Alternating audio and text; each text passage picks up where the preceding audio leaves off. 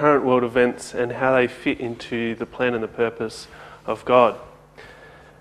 So our plan for tonight is, first of all, just look at this idea of God's mould or God's plan and purpose with the earth.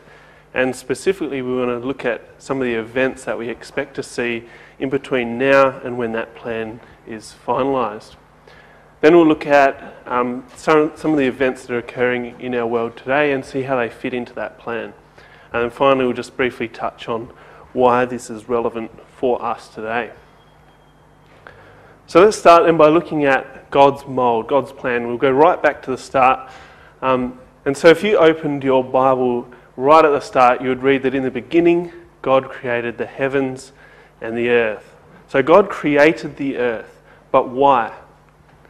Isaiah 45 tells us, "For thus says the Lord, who created the heavens, who is God, who formed the earth and made it, who has established it, who did not create it in vain, but formed it to be inhabited." So there we have the reason why God created in the first place. It was so that the earth could be inhabited. But it's not to be inhabited just by anybody. God's plan in Habakkuk 2 verse 14 says, "For the earth will be filled with the knowledge of the glory of the Lord as the waters cover the sea."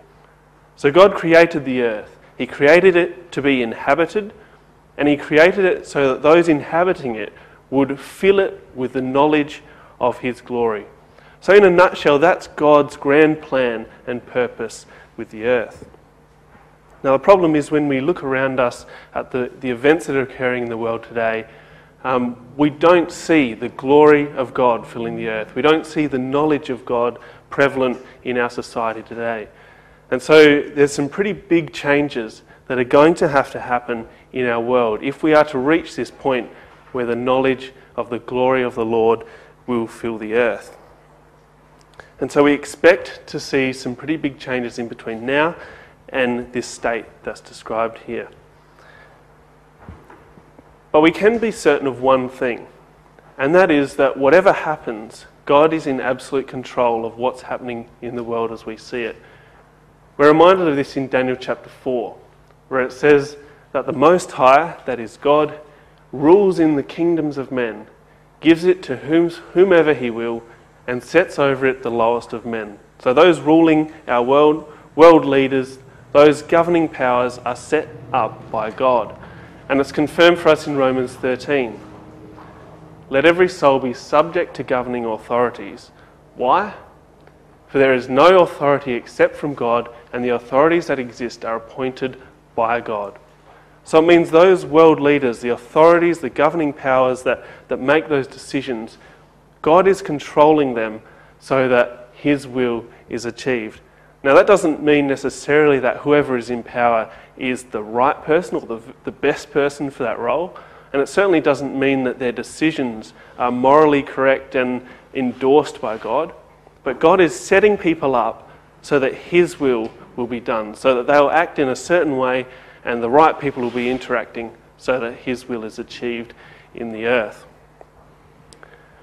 So we've said that there's a pretty big change that's going to have to happen to the earth if we're going to reach the society we have today to a state where the earth is filled with God's glory.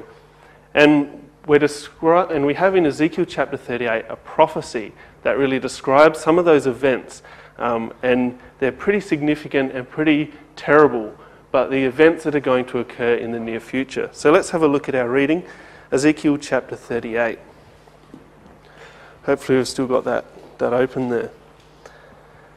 So we see in Ezekiel 38, "The word of Yahweh came unto me, saying, Son of man, set thy face against Gog, the land of Magog, the prince of Rosh, Meshech, and Tubal, and prophesy against him, and say, Thus says the Lord God, Behold, I am against thee, O Gog, the prince of Rosh, Meshech, and Tubal."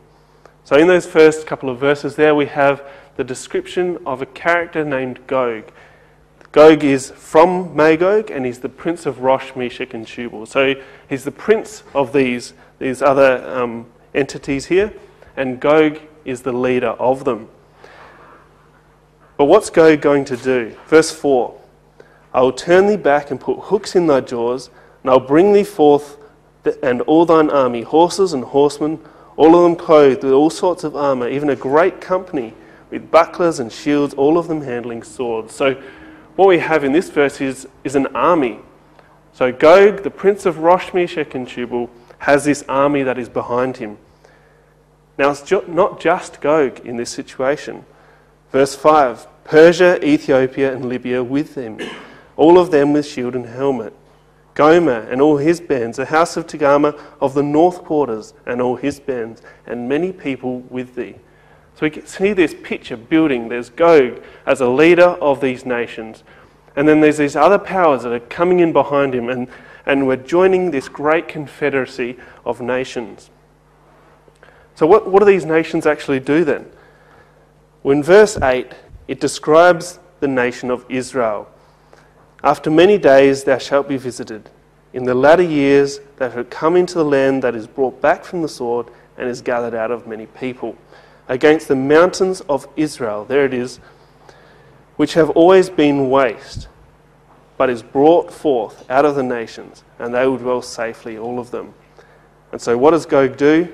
Verse 9, thou shalt ascend and come like a storm. Thou shalt be like a cloud to cover the land, thou and all thy bands, and many people with thee. So the picture that's built here is Gog with a massive army behind him, coming down into the land of Israel and invading like a storm, like a cloud. That's the picture we get from this prophecy. But why are we considering this prophecy at all? What has this got to do with us today? Well, there's two significant mentions in this chapter about the time period we're talking about. Verse 8 and verse 16, they both talk about the latter years. Now, this chapter, Ezekiel 38 verse 8, really defines for us what that time period is. Does anyone actually know when Ezekiel prophesied, or when Ezekiel lived roughly? Which is? Yeah, I think it's around 590 or something, 590 BC. So we're talking, 2,500 years ago that this prophecy was given. But Ezekiel speaks about the latter years, and it's defined in verse 8 as a time when Israel have been brought out of all the nations and brought back to their land. Now that only occurred in fairly recent history.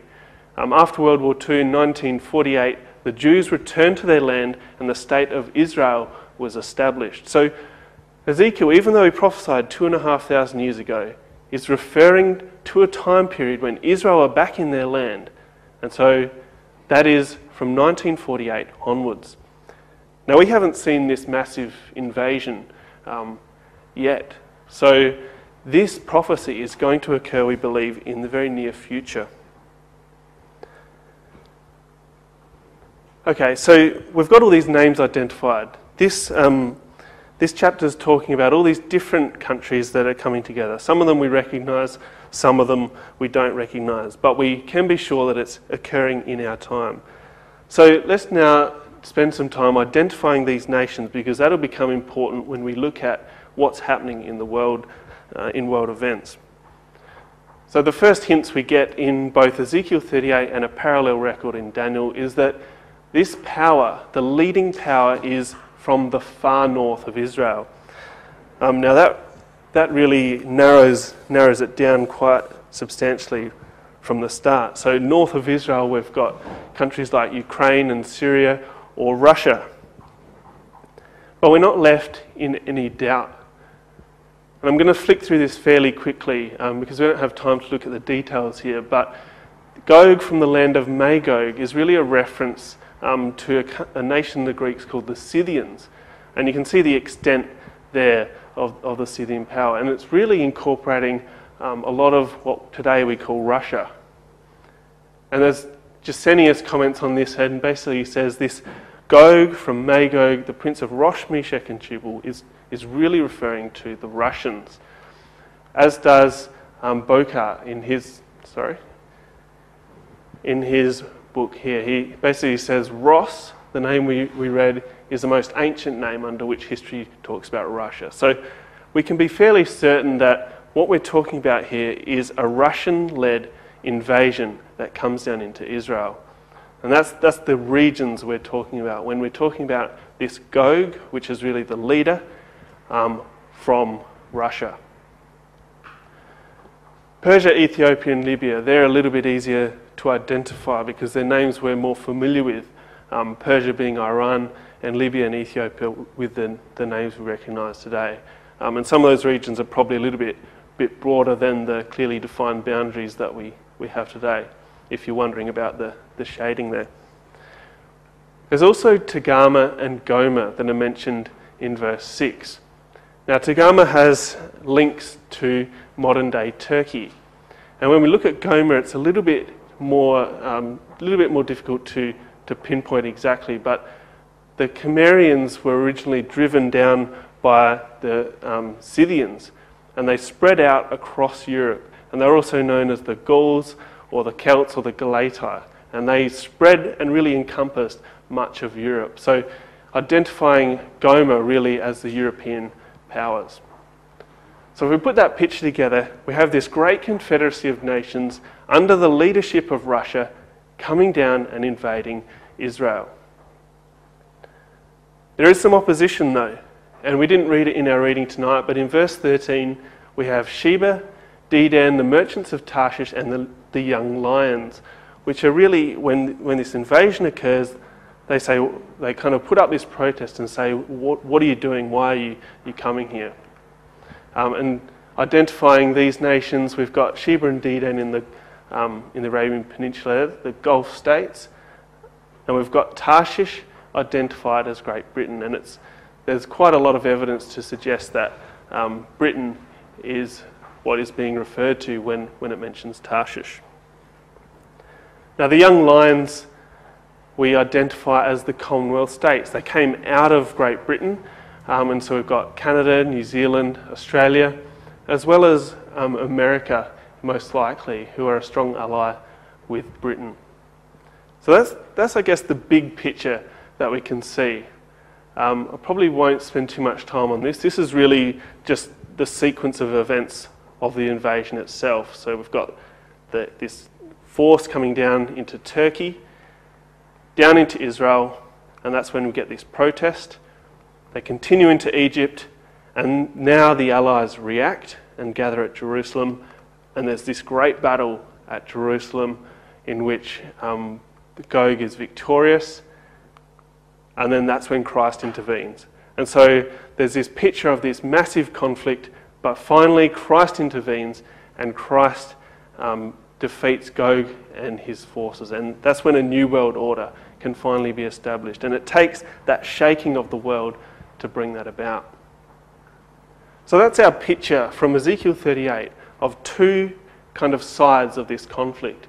And we'll refer back to this map because what we're seeing in the nations at the moment is really interesting in relation to what Bible prophecy says will happen.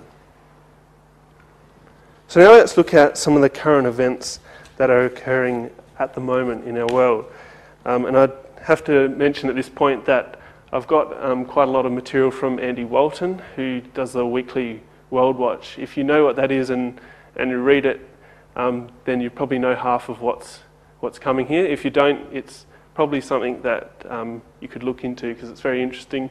You can subscribe and get weekly or updates every week or so on current events that fit in with Bible prophecy. But the first thing I want to talk about is Libya. Now, you probably remember back, it was quite some years ago now, when there was the conflict in Libya and there was the rebellion against Gaddafi, the leader at the time. And that conflict has been going on ever since. The US have come into that region, they've tried to stabilise it, but the conflicts have been ongoing and they still haven't been resolved. There's still civil unrest, civil war going on. But the interesting thing from Bible prophecy point of view is that all of a sudden Russia are starting to come in and influence this area. Russian special forces are apparently being deployed just in the western part of Egypt, right on the border to Libya.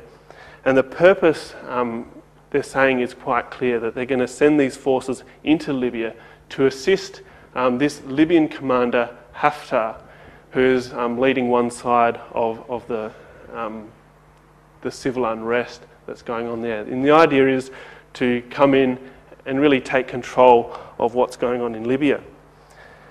And I think, and there's a quote here which really links what Russia is doing to what's happening in Libya, and it says, "I think it's common knowledge, certainly in open press, the Russians and their desire to influence activities inside in Libya. The Russian and Haftar, I think the linkage is undeniable at this point in time."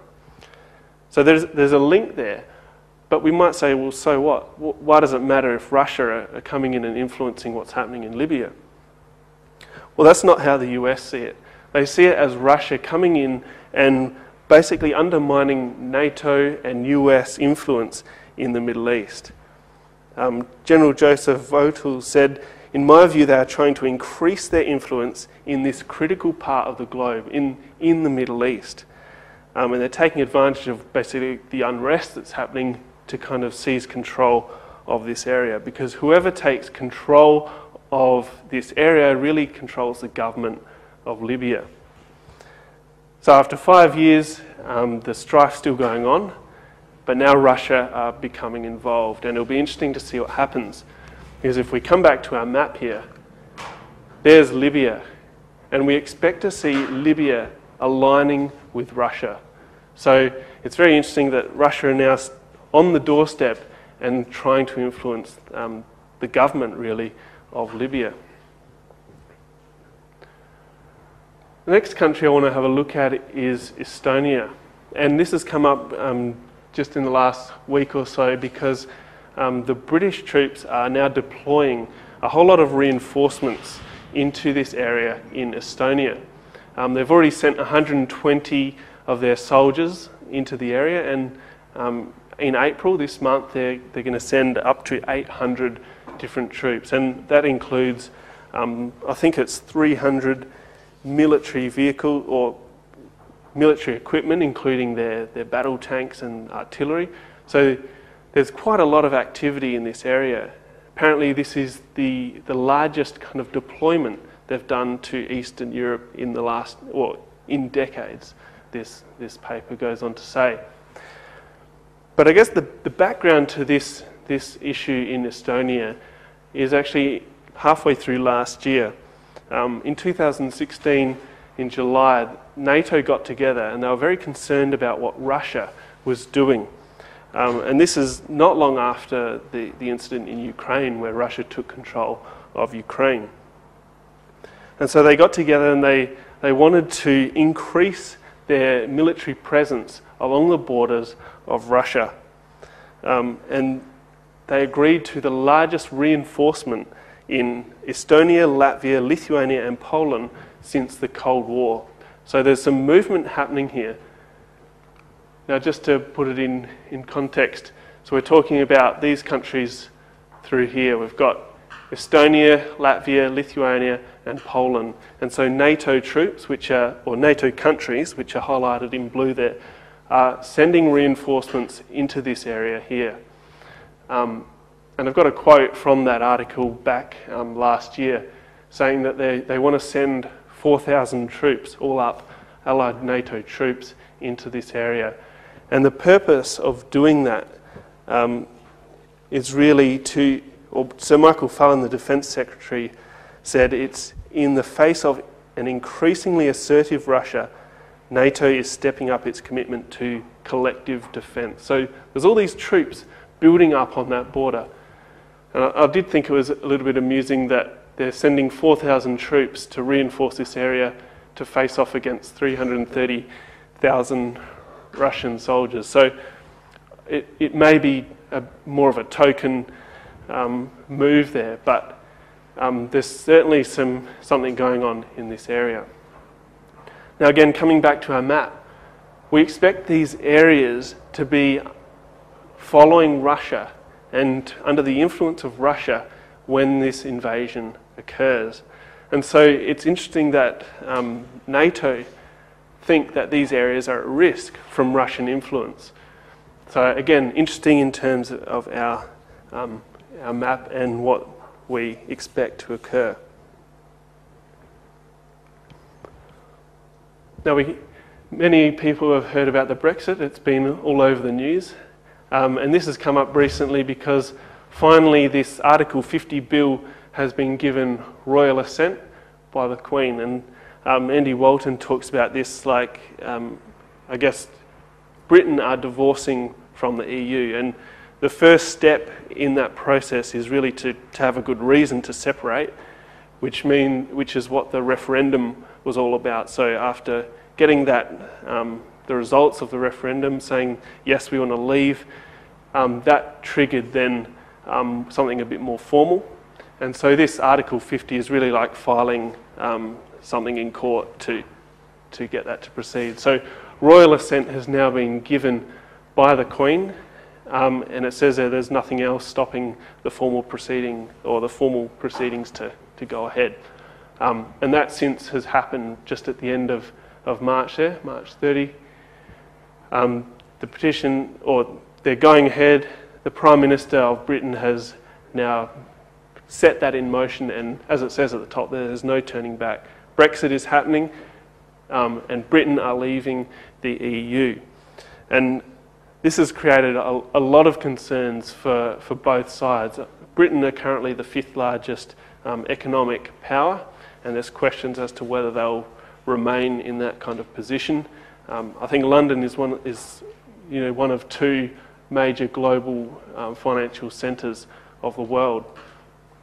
But on the other side, the EU have been faced with the refugee crisis, with the debts of Greece, and so they're not in a particularly good position either. And as we'll see in a moment, they've met together to try and work out how they can pull everything back together.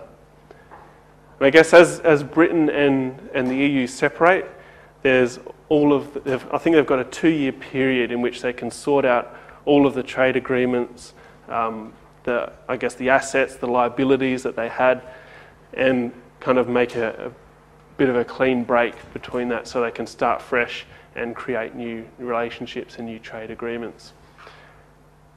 Now, so why is this significant in terms of Bible prophecy? Well, you can see there that Britain is in blue.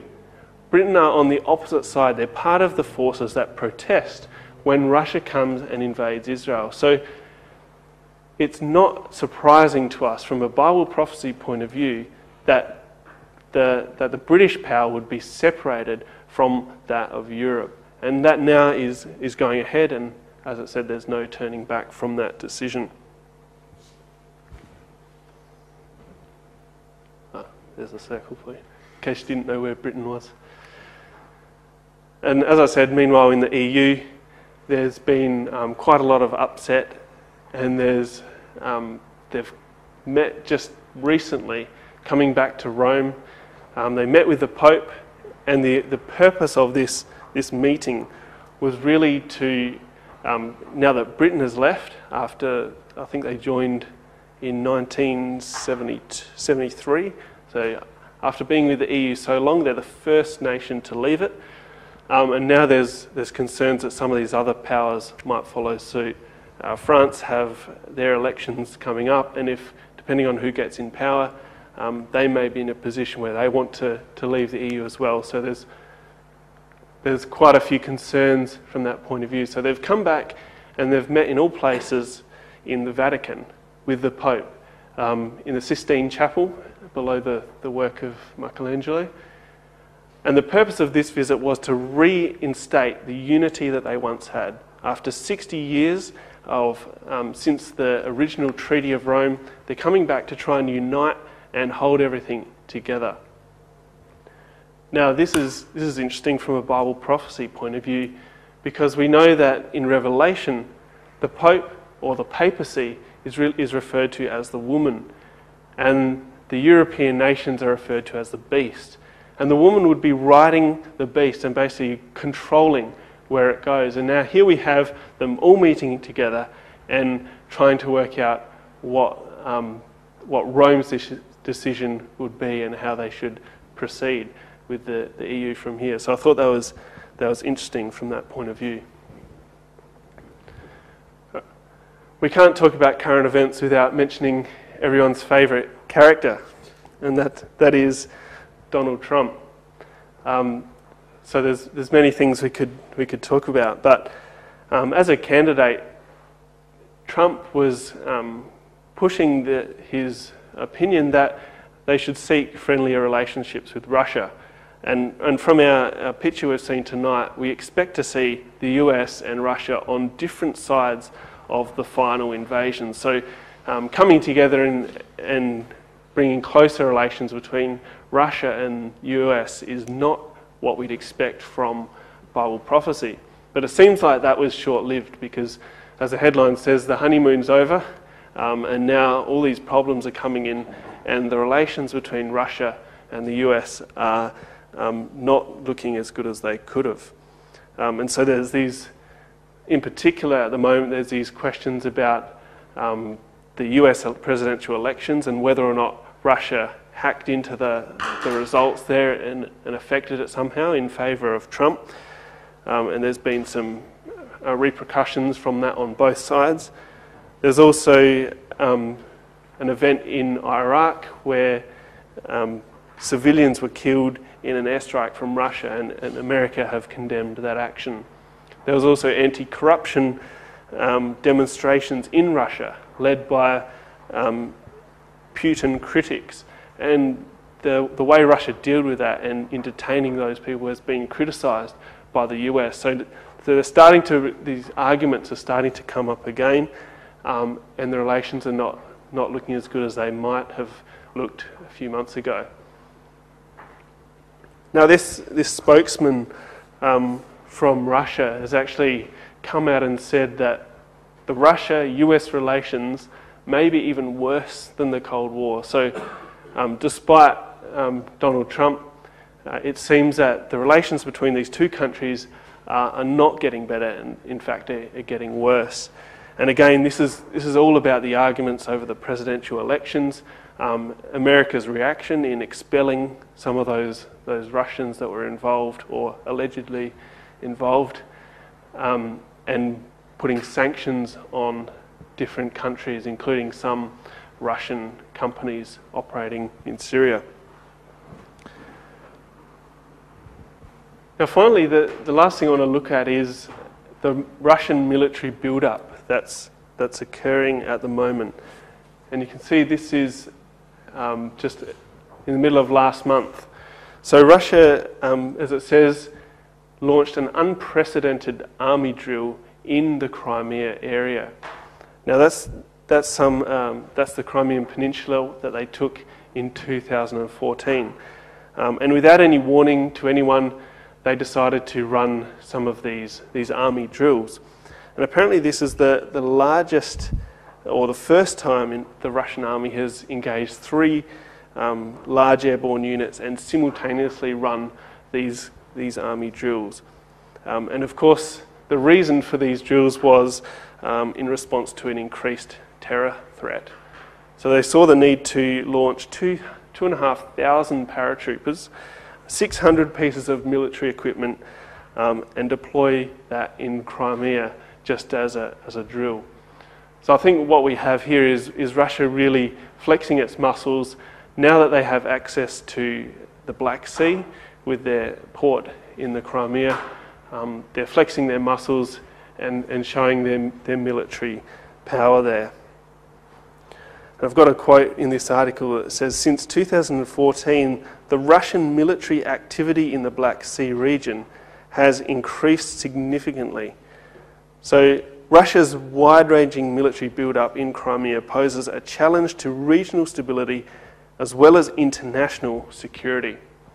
So it's quite interesting to see Russia and the military build-up here, which is what we would expect to see with Russia at the head of this large military operation that comes down into Israel. So finally, I just want to briefly talk about how this is relevant to us today. We started our evening by saying that God had a plan with the earth. He has his purpose to fill it with the knowledge of his glory. And we've seen that God works in the nations. He works with the leaders of countries to achieve his will. And despite the terrible things that we've seen tonight, the invasion and the loss of life that will occur, there is hope for the future, because we can see the nations starting to align as we would expect from Bible prophecy. And so we can take comfort. In 2 Peter 1 verse 19, it says, "We have the prophetic word confirmed, which you do well to take heed as a light that shines in a dark place, until the day dawns and the morning star arises in your hearts." And so we can see that Bible prophecy has in part been confirmed. And in a world of darkness, in a world where there's chaos and unrest, it shines like a light, because we know that God is working to achieve his will. And the day will come when the morning star will, or the day will dawn and the morning star will rise. Luke 21 talks about a similar time period. And we won't look at all the detail there, but there's distress, there's perplexity, there's men's hearts failing for fear because they don't know what's happening in the world when they look around them and see current events. But we're told from this passage, when we see these things begin to happen, look up, lift up your heads, because your redemption draws nigh. There might be destruction and chaos, but out of it comes the return of Christ and the establishment of the kingdom on this earth. And so Zechariah 14 says, "And the Lord shall be king over all the earth. In that day it shall be, the Lord is one and his name one. The people shall dwell in it, and no longer shall there be utter destruction, but Jerusalem shall be safely inhabited." So there is a picture for the future where Jerusalem, the centre of war and chaos, will be safely inhabited. So there is hope for the future, and hopefully by looking at the current events that are occurring, we can be encouraged that God is in control of the earth and that his kingdom will soon be set up. So thank you.